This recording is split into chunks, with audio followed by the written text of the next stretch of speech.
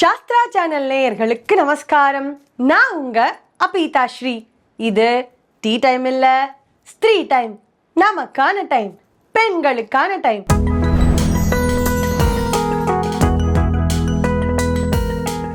இன்னைக்கு எபிசோட்ல நம்ம என்ன பார்க்க போறோம்னு சொன்னா, நான் ஒரு இன்சிடென்ட் பார்த்தேன்.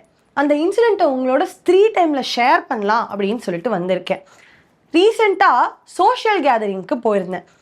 அங்கே ஒரு இன்சிடென்ட் நான் பார்த்தேன். ஒரு பையனும் ஒரு பொண்ணும், என்னடா இவ ஒரு பையனும் ஒரு பொண்ணுன்னு எடுத்தோடனே கண்டென்ட் ஆரம்பிக்கிறாளே அப்படின்னு பார்க்காதே.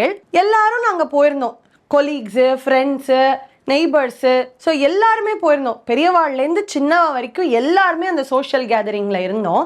அங்கே ஒரு பையனும் பொண்ணும் இருந்தா. ஒரு 28 வயசு 30 வயசு இருக்கும்னு வச்சுக்கோங்களேன். ஸோ எல்லாரும் பேசிட்டு இருக்கும்போது, பப்ளிக் பிளேஸ் தான், எல்லாரும் பேசிகிட்டே இருக்கும்போது அந்த பையனும் பொண்ணும் தனியாக பேசியிருந்தா. அவள் எப்படி பேசியிருந்தானா, அவளோட பிஹேவியருக்காக சொல்ல வர. அந்த பையன் அந்த பொண்ணோட ஹேரை இப்படி பண்ணி விளையாடிண்டே பேசிகிட்டே இருக்கான். ஸோ இதை என்ன பண்ணுறதுன்னா, அந்த குழந்தை அங்கே ஒன்று நின்றுருக்கு. அந்த குழந்தை அதை பார்த்துட்டு, மா நானும் இப்படி உன் முடியை பிடிச்சி இழுத்து விளையாடப்பேன் பாரு அப்படின்னு சொல்லி அந்த அம்மாட்ட சொல்லிட்டு இருக்கு. இதெல்லாம் நான் நோட்டீஸ் பண்ணிகிட்டே இருந்தேன். நீங்கள் என்னை பேடாக ஜட்ஜ் பண்ணணும்னு நீங்கள் யோசிக்காதே. நான் இதை எப்படி பார்க்குறேன்னா, அவ 2 பேரும் அதை பண்ணிட்டு இருக்கா. ஸோ ஒரு சோஷியல் கேதரிங் அப்படிங்கிறதுக்கு ஒரு எட்டிக்வேட்ஸ் இருக்கு இல்லையா? இந்த இடத்துக்கு போகிறோம், நம்ம இப்படி தான் நடந்துக்கணும், நம்மளோட பிஹேவியர் அப்படின்னு சொல்லிட்டு ஒரு விஷயம் இருக்கு இல்லையா? அதை நம்ம ஃபாலோ பண்ணணும் தானே. இதை அந்த குழந்தை பார்த்துட்டு தானும் இப்படி பண்ணுவேன்னு அவங்க அம்மா கிட்ட சொல்லின்னு இருக்கு. அதை நோட்டீஸ் பண்ண அப்புறம் தான் எனக்கு ரொம்ப கஷ்டமாயிடுது.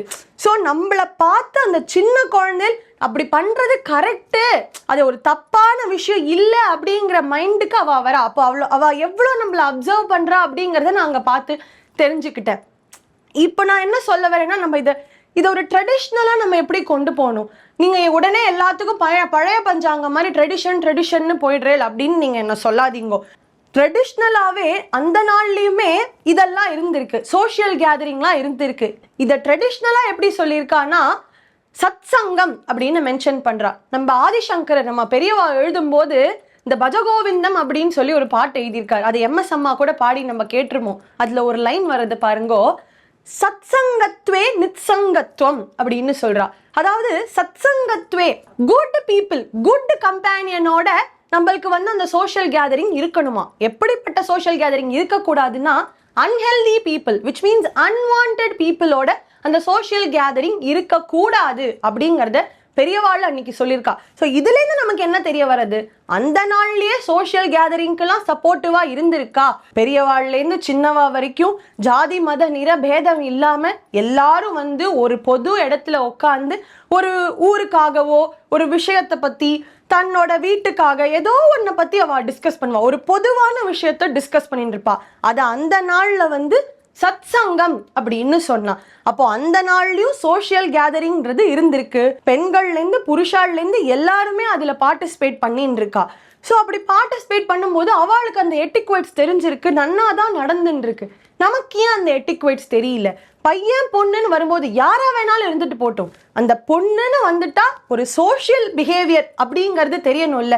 ஒரு புருஷாளுக்கு இந்த இடத்துல இப்படிதான் பிஹேவ் பண்ணும். அந்த பொண்ணு, even it may be your daughter, it may be your wife, it may be your sister, யாரா இருந்தாலும் சரி, ஒரு பொண்ணு கிட்ட இப்படிதான் பிஹேவ் பண்ணணும் அப்படிங்கிற கான்செப்ட் ஒரு புருஷாளுக்கு தெரியணும். இதை நான் ஏன் ஸ்திரீ டைம்ல இன்சிஸ்ட் பண்ணி சொல்லணும்னு நினைச்சேன்னா, பெண்களாகிய நமக்கு ஃபர்ஸ்ட் ஆஃப் ஆல் தெரியணும். நம்ம சில இடத்துல அவ யாரா இருந்தாலும் சரி, ஈவன் தோ பெஸ்ட் ஃப்ரெண்ட், ஹஸ்பண்டா இருந்தாலுமே சரி, இந்த இடத்துல இப்படி பிஹேவ் பண்ணாதீங்கோ அப்படின்னு ஸ்ட்ரிக்டா சொல்லணும். அந்த உரிமை நமக்கு இருக்கு. நமக்கு தான் அந்த பார்வை தெரியும். இவா நம்மளை இப்படி பாக்குறா, இந்த புருஷால் நம்மளை இப்படி பாக்குறா, யாரோ ஒரு மென் நம்மள இந்த ஆங்கிள் பாக்குறாங்கிற கண்ணோட்டம் நமக்கு நன்னா தெரியும். ஸோ நமக்கு அந்த ரெஸ்பான்சிபிலிட்டி இருக்கு. அதனால நம்ம இந்த பிஹேவியரை மாத்திண்டு இந்த இடத்துல இப்படி பிஹேவ் பண்ணாதீங்கோ அப்படின்னு ஸ்ட்ரிக்டா சொல்லணும்னு நான் வேண்டிக்கிறேன். அதன் மூலியமா நம்ம குழந்தைகளும் அதை பார்த்து கரெக்டா தெரிஞ்சுப்பா. திரும்பவும் ஒரு நல்ல கான்செப்டோட உங்களை மீட் பண்றேன். Until then, bye from Apita Shri.